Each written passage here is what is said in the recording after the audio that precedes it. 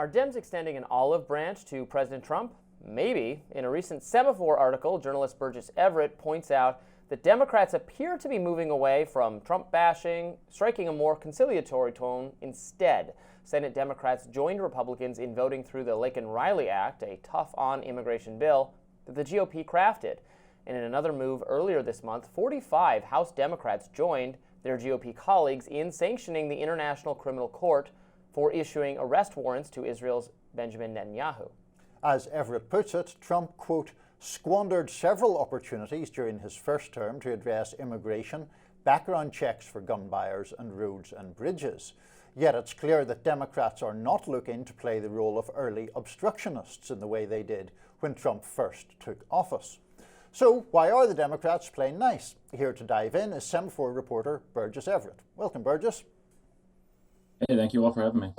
So I'm just curious about two things. One is, the Laken-Riley Act vote that we just mentioned would appear to indicate Democrats' openness to at least supporting some things that Trump backs. On the other hand, he has opened his presidency with the January the 6th pardons and commutations and all the rest of it. So do you expect this trend that you identified in your piece to continue? Look, I think the Inauguration Day action on the Senate floor is probably the high point of that. You have Marco Rubio getting 99 votes and 0 no votes, and you have the Laken-Riley Act going through and being sent right to President Trump's desk right away. That's a pretty good start in Congress. But it didn't take long for these executive orders to roll out, Democrats to criticize them. The cabinet members are going to get more difficult. So I think there's going to be finite places for them to work together. But I think immigration was a great place for the Senate Republicans to start because Democrats just got beat on that issue in the election last year. And so it was a way for their more moderate members to work with Republicans to say they passed a tough new immigration restrictions and deportations on people who commit crimes.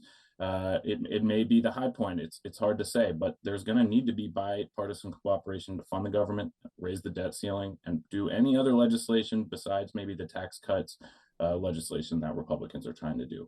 So I think it's probably a high point, but I also think this idea of the resistance, as has been reported by many journalists at this point, it's faded a lot. And I think the other issue is Trump's a lame duck president from day one. He's not going to run again. And so Democrats need to identify themselves as a party that's more than just anti-Trump. There's also no pressure on Democrats from their own kind of activist contingent. Well, no pressure might be going too far, but there's nobody in the streets right now in D.C. There's no mass marches taking place. Is the Democratic Party feeling a lack of they're not being called by people in the streets to take bold and decisive action and stands against Trump on everything, on every fight from day one? That is a marked difference from when Trump was inaugurated in 2016. Yeah, it really is. And you can feel it here in the Capitol. You still had a majority of Democrats vote against the Laken-Riley Act. I think for a decent amount of these nominees, you're going to have a majority of Democrats voting against them.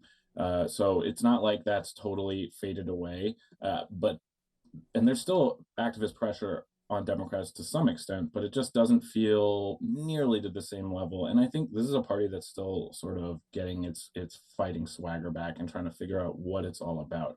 It was a pretty big repudiation nationally for Democrats, even though they may have overperformed in a handful of battleground states and House and Senate races. And so they need to kind of figure out how to get their swagger back and capitalize on the upcoming midterm elections. And that's a process. It's going to take time, and they're clearly going in a different direction than they did in 2017. They may well be going in a different direction. I wouldn't at all dispute that. But I'm just wondering, as they look ahead to the midterms in 2026 and, of course, the 2028 election, obviously there is a need to provide credible opposition and to push back on the Trump agenda and to, give Democratic voters and voters in the middle ground something to vote for. Do you see that more oppositional attitude taking hold in topics other than, say, immigration, where, as you point out, Democrats did take a beating and probably feel the need for some kind of corrective action?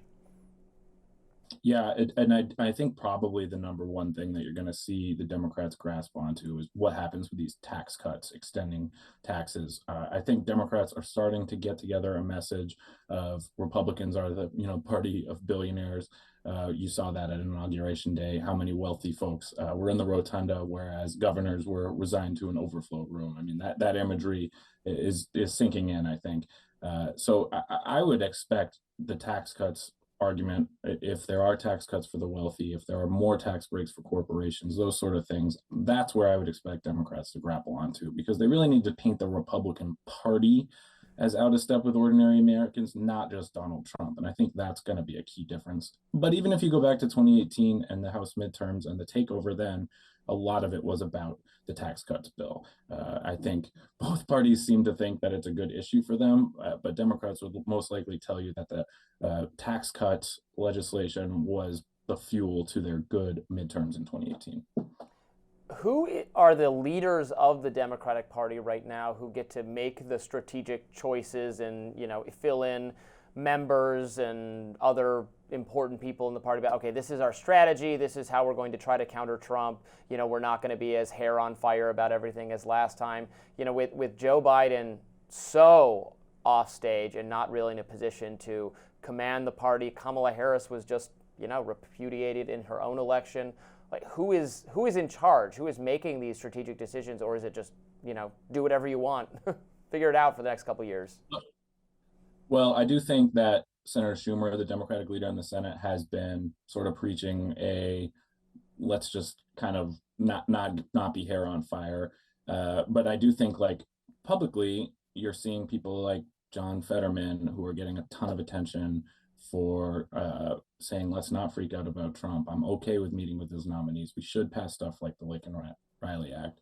And then to the side of that, you have some Democrats from these battleground states who I'm going to be keeping a close eye on these Trump nominees who supported the Lincoln-Riley Act. People like John Ossoff, people like Alyssa Slotkin. These are the new senators. They have a very different, Kamala Harris was a new senator in 2017.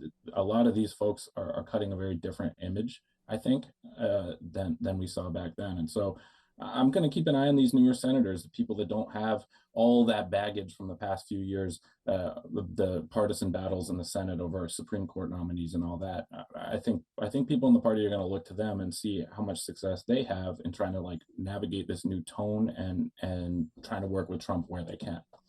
Burgess Everett of Semafor, great conversation. Thanks for joining us on Rising. Thank you all for your interest.